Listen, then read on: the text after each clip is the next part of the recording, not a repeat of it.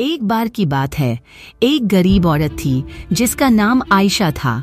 वह एक छोटे से गांव में अपने माता पिता और छोटे भाई बहनों के साथ रहती थी।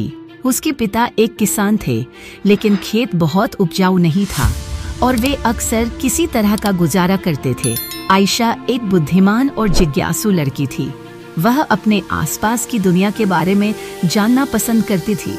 वह एक वैज्ञानिक बनने का सपना देखती थी, लेकिन वह जानती थी कि अपने परिवार की वित्तीय स्थिति के कारण उसे अपना लक्ष्य हासिल करना मुश्किल होगा। एक दिन आयशा के पिता बीमार पड़ गए। वह काम करने में असमर्थ थे और परिवार की आय और भी कम हो गई।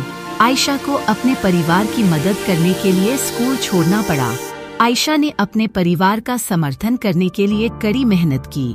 उसने घरों की सफाई और खेतों में काम करने जैसे अजीब अजीब काम किए।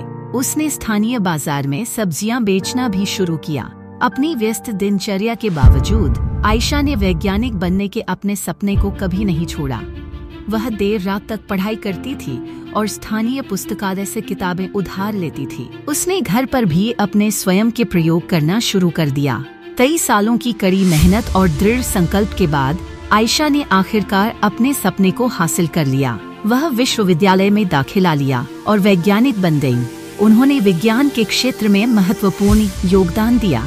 आयशा की कहानी हम सभी के लिए एक प्रेरणा है।